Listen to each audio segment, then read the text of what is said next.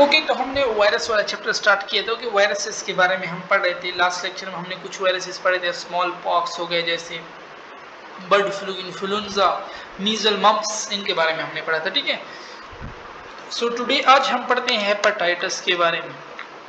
Hepatitis सबसे पहले किसको कहते हैं? Inflammation of liver.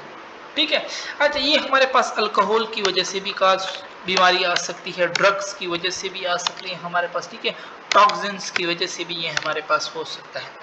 हेपेटाइटिस में टाइप्स आते हैं। पहले हेपेटाइटिस ए।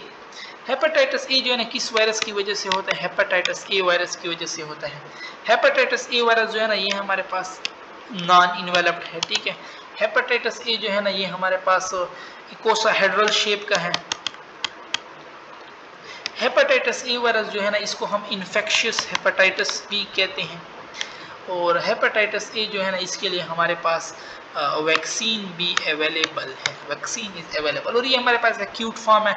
इसका अगर हम इन्फेक्शियस पीरियड देख लें तो वो 2 to 6 वीक है हमारे पास। इसके बाद हमारे पास आ जाता है hepatitis B. Hepatitis B virus की वजह से हमारे पास होता है। ठीक है, ये हमारे पास इन्वेलप्ड वायरस में आता है हेपेटाइटिस बी। ये हमारे पास डबल स्ट्रैंडेड डीएनए वायरस है। इसको हम सीरम हेपेटाइटिस बी कहते हैं। वैक्सीन इसके लिए भी हमारे पास अवेलेबल है। ए के लिए भी अवेलेबल था, बी के लिए भी अवेलेबल। ये हमारे पास क्रोनिक है। ठीक है, और क्या हम इनके लिए यूज करते हैं? अल्फा इंटरफेरोन जो है ना, ये हमारे पास इनके लिए यूज होते हैं। हेपेटाइटिस बी जो है ना, it's second major form of hepatitis. पूछ ले second major form, MCQs repeat भी काफी दफा हुआ है। So it's hepatitis B. Incubation period 4 to 20 weeks है हमारे पास।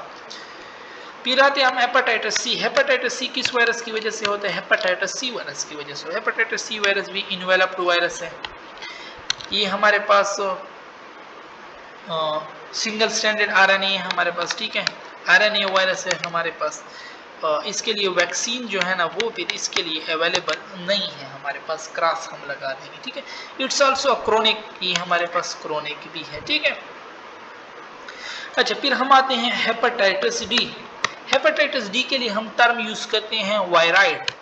वायराइड को फर्स्ट किसने डिस्कवर किया था? टी और डायनीर ने हमारे पास डिस्कवर किया था। कब? इन 1971 में हमारे पास डिस्कवर किया था। ठीक है, अच्छा, इसमें न्यूक्लियोटाइड कितने मौजूद हैं? 246 से 270 न्यूक्लियोटाइड हमारे पास इनमें मौजूद हैं। और वायराइड जो इसमें सिर्फ हेपेटाइटिस डी वायराइड है ना, इसमें ओनली आरएनए मौजूद है हमारे पास।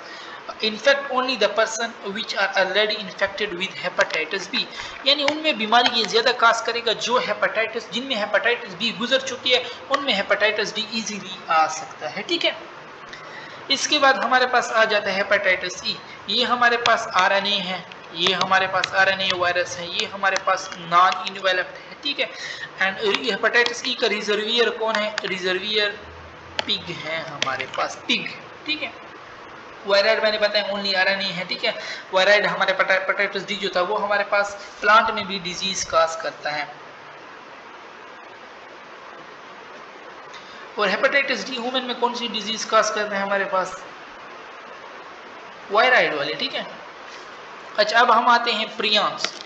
प्रियॉन मींस इन्फेक्शियस प्रोटीन, और ये रेजिस्टेंस टू प्रोटीज एंजाइम होते हैं। ठीक है, इनका जो स्ट्रक्चर इन प्रोटीन का होता है वो डिफरेंट होता है नॉर्मल से। कब डिस्कवर किए गए थे? 1983 में हमारे पास।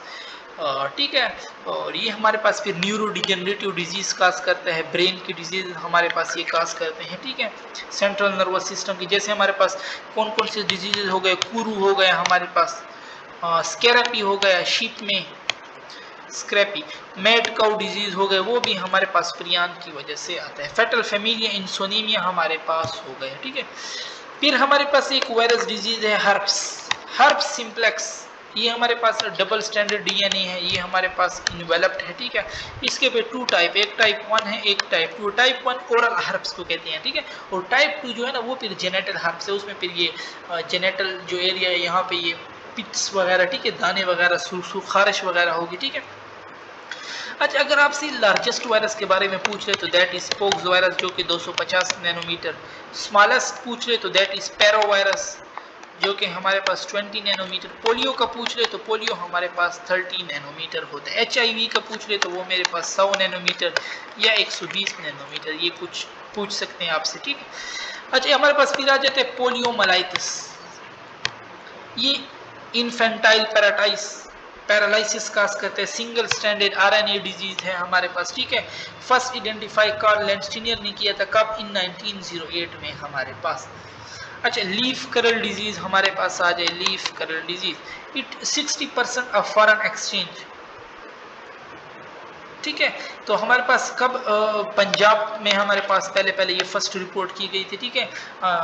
Reason near the city of Multan in 1985। और इसका वेक्टर कौन है? इसको ले कौन जाता है? White fly बेमिस्की टबाकी, cause by बिगोमो virus. ये डिजीज हमारे पास काज होती है। ओके, सो यहाँ पे हमारे पास वायरस का चैप्टर खत्म होता है।